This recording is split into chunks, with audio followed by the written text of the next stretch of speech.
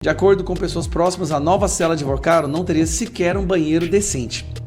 O local, na avaliação dos aliados do banqueiro, seria pior do que qualquer cela existente na Papuda, na Papudinha e até na Penitenciária Federal de Brasília, onde ele ficou preso. O Vorcaro foi para uma sala pior na própria superintendência, ele não foi para a penitenciária, mas de acordo com o pessoal, essa sala é pior do que da penitenciária, não tem banheiro comum, é fedida, e agora o Vorcaro está sofrendo. Vorcaro, advogados do Vorcaro, esse cara vai morrer na prisão, vai pegar a prisão perpétua, 30 anos. O ministro André Mendonça, do Supremo Tribunal Federal, que é o relator da investigação das fraudes no INSS, deve abrir um procedimento para apurar as circunstâncias da troca do delegado da Polícia Federal que comandava as investigações da fraude do INSS, exatamente este que Lulinha é citado. Sim, meus caros, as 9 digitais do Lula estão no escândalo do Master. Sejam bem-vindos, o meu nome é Bruno, deixe o seu like e inscreva-se no canal.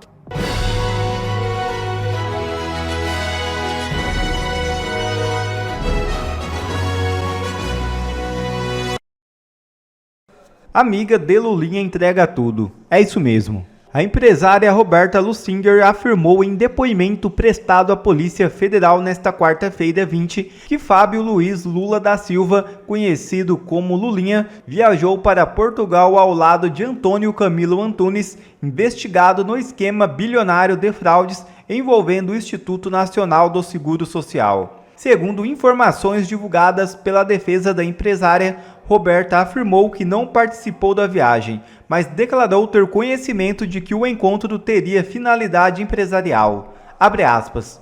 Roberta não esteve em viagem a Portugal, mas do que tem conhecimento, trata-se de uma viagem de prospecção e de sondagens de negócios, algo fora do escopo de sua prestação de serviços, e que Fábio foi convidado por sua curiosidade relativa ao assunto, oriunda inclusive da utilização de medicamento à base de canabidiol por familiares. Fecha aspas, afirmaram os advogados em nota. A oitiva ocorreu no âmbito das investigações sobre supostas fraudes bilionárias no INSS, que apuram descontos indevidos aplicados em aposentadorias e pensões. De acordo com relatórios da PF, Roberta Lusinger teria atuado para Antônio Camilo Antunes como possível operadora financeira e política do esquema investigado. As investigações apontam que os recursos obtidos de forma ilícita teriam sido distribuídos por meio de empresas utilizadas para ocultação e lavagem de dinheiro oriundo dos desvios contra aposentados e pensionistas. Revoltado, Mendonça age na estranha troca da PF no caso Lulinha. Informações que acabam de surgir dão conta de que o ministro André Mendonça do STF deve abrir um procedimento para apurar as circunstâncias da troca do delegado da PF à frente das investigações da fraude do INSS em que Fábio Luiz Lula da Silva, o Lulinha, é citado. Veja a reportagem da CNN. A gente volta a falar agora do caso do possível envolvimento do filho do presidente Lula, do Lulinha, no escândalo do INSS. Uma notícia de agora há pouco, o ministro André Mendonça, do Supremo Tribunal Federal, que é o relator da investigação das fraudes no INSS, deve abrir um procedimento para apurar as circunstâncias da troca do delegado da Polícia Federal que comandava as investigações da fraude do INSS, exatamente este que Lulinha é citado. A apuração da nossa Jussara Soares, que já chega aqui à hora H. Jussara, o ministro já tinha, na semana passada, chamado a turma para dizer, escuta, o que aconteceu? Essa troca de delegados, eu não fui avisado e quero explicações. O próximo passo é o que você nos traz com a sua operação. Boa noite, bem-vinda. Oi, Thaís, boa noite para você e a todos. Thaís, de fato, na semana passada, o ministro André Mendonça chamou a equipe da Polícia Federal para buscar explicações sobre essa troca de coordenação desse caso do INSS. No caso, a Polícia Federal decidiu tirar esse caso do INSS da Divisão de Repressão de Crimes Previdenciários e passou para a coordenação de inquéritos em tribunais superiores.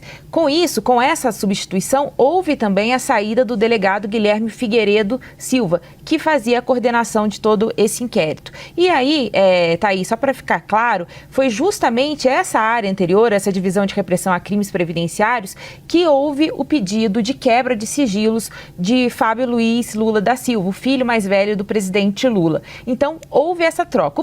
O ministro André Mendonça, ele só soube dessa substituição quando ele foi informado por um advogado durante uma audiência. Até então, ele não sabia de uma troca que tinha ocorrido há 2 semanas. Diante disso, ele chamou a Polícia Federal para pegar as explicações e o que foi apresentado, o que foi justificado, não foi a contento do ministro André Mendonça. E é a partir disso que agora ele deve, nos próximos dias, abrir um procedimento para apurar as circunstâncias dessa troca diária da coordenação desse caso do INSS que cita Lulinha e também a substituição do delegado. Segundo eu pude apurar, a grande questão aqui, o que o ministro André Mendonça deve fazer também a partir de agora, Thaís, é justamente acompanhar mais de perto, fazer uma supervisão mais próxima deste caso. Além disso, o ministro também deve despachar nos próximos dias, aumentando o rigor nesse compartilhamento de informações. O que significa isso, Thaís? Significa aumentar a exigência para que determinadas pessoas tenham acesso a essas informações. Então, as informações que nós temos até aqui é que o ministro André Mendonça vai buscar fazer essa blindagem da investigação e justamente o objetivo, Thaís, é tentar blindar esse inquérito do caso do INSS, no qual Lulinha é citado, é tentar blindar isso de pressões políticas. Então, são decisões que o ministro André Mendonça deve tomar nos próximos dias. Vender ou não vender? Eis a questão. Vamos pegar o caso do Banco Master. No dia 4 de dezembro de 2024, alguns dos homens mais importantes da República se encontraram por 1h30 a portas fechadas numa reunião secreta no Palácio do Planalto. Tudo fora da agenda oficial, no mais absoluto sigilo. Lula da Silva convocou para esse encontro a cúpula do governo petista e o futuro presidente do Banco Central, Gabriel Galípolo. Eles receberiam Daniel Vorcaro, do Banco Master, um homem que conhecia como ninguém a importância das relações institucionais e investia sem escrúpulos no networking com o Partido dos Trabalhadores. A lista de pagamentos incluía 14 milhões para a consultoria do ex-ministro da Economia, 6 milhões para o escritório do ex-ministro da Justiça, 11 milhões para a empresa da família do líder do PT no Senado, além de dezenas de milhões de reais para parentes de ministros aliados do governo no STF. Fique indignado. Porque, veja, a boca pequena, se você descer e andar ali naquela prata, você vai encontrar gente que sabe. Qual é o deputado que está envolvido nisso? Qual é o deputado, o senador que está envolvido nisso? Qual é a autoridade judiciária que está envolvido nisso? Você sabe. Mas parece que a coisa, não anda. Contratos milionários à parte, o que estava em jogo naquela reunião secreta entre Lula, Vorcaro, Galípolo e o núcleo duro do PT era uma solução para a maior fraude financeira da história do país. Um rombo que ultrapassaria os 57 bilhões de reais, incluindo dinheiro de fundos de pensão responsáveis pela previdência de milhões de aposentados. E até semana passada, o brasileiro dependia exclusivamente da memória de Lula da Silva para saber o que foi assuntado nesse encontro tão sigiloso. Ainda bem que o petista tem a reputação de ser um homem muito honesto. O que eu disse para ele? Não haverá posição política pró ou contra o Banco Master. O que haverá será uma investigação técnica feita pelo Banco Central. Foi essa a conversa, tá? Você fique tranquilo que a política não entrará na investigação do banco. O que vai entrar é a competência técnica do Banco Central para saber se está errado, se você quebrou, se não quebrou, se tem dinheiro lavado ou não tem. E é isso que está sendo feito. Pode ser só uma coincidência, mas depois daquela reunião fora da agenda, a tal competência técnica do Banco Central foi para outro patamar. Assim que o novo indicado de Lula tomou posse, a frequência de encontros com representantes do Master disparou. O senhor Roberto Campos legalizou o Banco Master. E todas as falcatruas que vêm na árvore genealógica do Banco Master tem quem? O governo Bolsonaro. O Guedes. e os ministros deles. Para efeito de comparação, em quase 6 anos do mandato anterior, o Master foi recebido no Banco Central 24 vezes, uma média de 4 visitas por ano, ou uma visita a cada 3 meses. Já nos 11 primeiros meses da gestão Galípolo, foram 41 reuniões entre o Banco Central e o Master, quase uma visita por semana, praticamente um namoro de bilhões. E, infelizmente, isso é tudo que saberemos sobre esses encontros tão habituais, porque em novembro do ano passado, no mês da prisão do Vorcaro, o Banco Central impôs sigilo de 8 anos aos documentos sobre a liquidação do Banco Master, alegando interesse público na preservação da estabilidade financeira, econômica e monetária do país. E é melhor o cidadão ir se acostumando com o segredo, porque o Banco Central também colocou sob sigilo as comunicações entre autoridades do órgão e o ministro Alexandre de Moraes do STF, cuja esposa celebrou aquele polêmico contrato de 129 milhões de reais com o Master e que chegou a ser homenageado lá em Londres pelo banqueiro em um evento com direito a viagens de primeira classe, hospedagem 5 estrelas, jantar de 3 milhões de reais, degustação de whisky Macallan e after com as suicinhas para os convidados mais entusiasmados. A decretação de sigilo das comunicações se deu logo após a imprensa reportar que o ministro do Supremo estava pressionando o Banco Central para interceder a favor do Banco Master. Alguns veículos relataram que Moraes chegou a ligar 6 vezes no mesmo dia para o Galípolo, quase um stalker. As partes negam que tenham tratado de assuntos relacionados ao Banco de Vorcaro e acredite se quiser. O fato é que, apesar de todo o lobby, de toda a pressão institucional, os rolos do Vorcaro inviabilizaram a venda do Master ao BRB. O banco foi liquidado, seu sócio foi preso e o resto é história. Mas uma história ainda mal contada, cujos capítulos vão sendo publicados aos poucos, conforme as investigações da polícia e as apurações da imprensa avançam. Um cidadão que deu um desfalque de 40 bilhões nesse país. Então, companheiros, e tem gente que defende, porque também tá cheio de gente que falta um pouco de vergonha na cara nesse país. Nessa semana, o Poder 360 revelou o assunto principal omitido pelo Lula da reunião secreta do PT com Vorcaro no final de 2024. Segundo o portal, o encontro no Planalto serviu para o banqueiro pedir um conselho ao presidente da República. Aspas. O BTG do André Esteves quer comprar meu banco por R$1. Eu não quero confusão. Devo vender ou seguir no mercado? Vale lembrar que, à época, o Master já estava em dificuldades e a proposta feita pelo BTG amorteceria o impacto ao sistema financeiro, poupando bilhões de reais em prejuízos.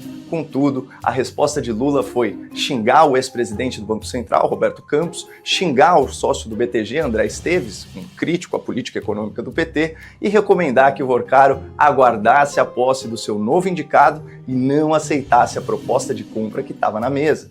Ainda segundo a reportagem, Vorcaro entendeu a presença de Galípolo na reunião e as críticas de Lula a Roberto Campos Neto como um incentivo para seguir com o Master e atuar como uma presença da esquerda na Faria Lima. Sim, meus caros, as 9 digitais do Lula estão no escândalo do Master. E isso amarra 2 pontas que até então estavam meio soltas. Primeiro, a obsessão do PT em colar o Master em Bolsonaro, na velha lógica do xingue-os do que você é, acuse-os do que você faz. Esse Banco Master, vira e mexe, eles estão tentando empurrar nas costas do PT e do governo esse Banco Master. Esse Banco Master é ovo da serpente do Bolsonaro e do Roberto Campos, ex-presidente do Banco Central. E, finalmente, a enigmática mensagem de Daniel Vorcaro para sua namorada assim que saiu da reunião. Aspas. Foi ótimo. Ele, o Lula, chamou o presidente do Banco Central que vai entrar e 3 ministros. A namorada respondeu animada e curiosa. Uou, tô louca para saber de tudo. E nós também. O Vorcaro subestimou André Mendonça e agora paga as consequências pelos seus atos.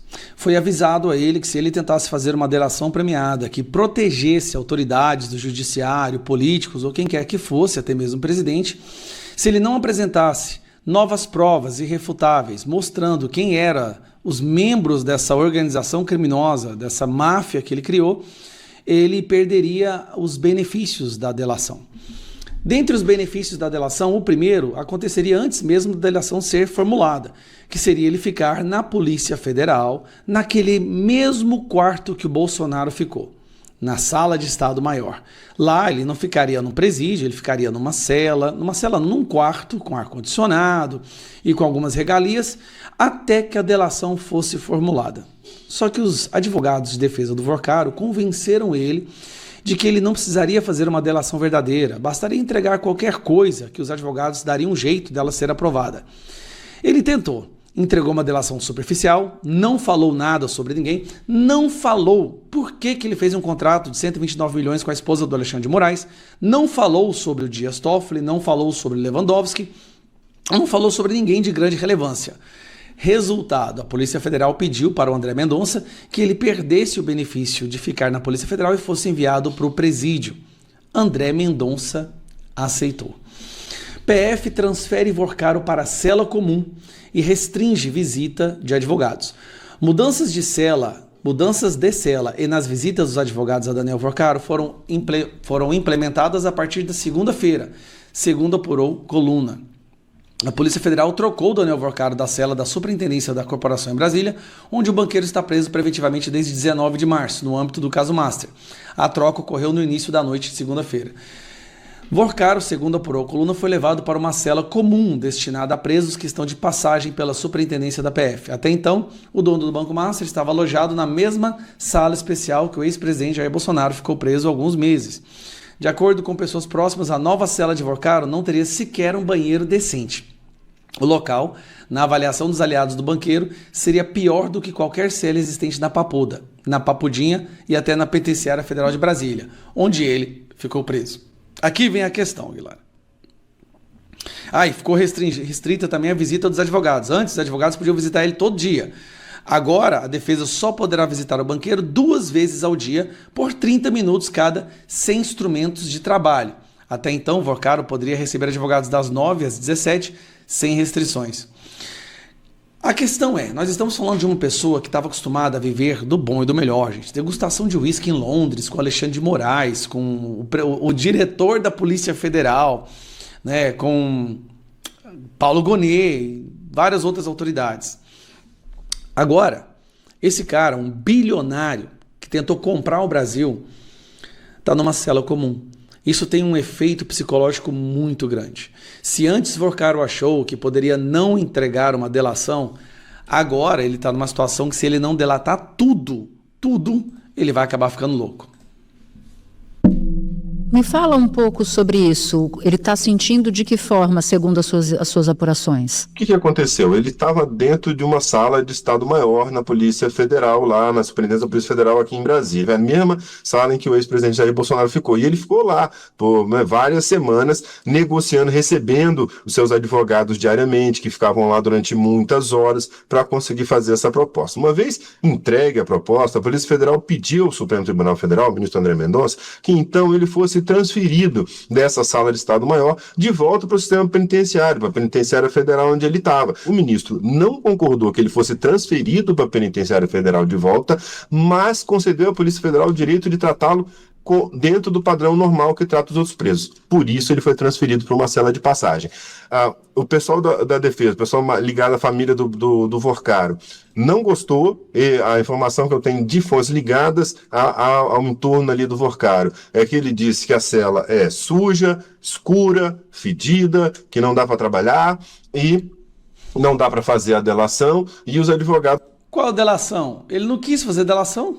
Também estão achando que não dá para fazer esse trabalho, porque agora, em vez de ficar lá o dia inteiro, os advogados só têm meia hora 2 vezes por dia. Só podem entrar 2 advogados por meia hora 2 vezes por dia.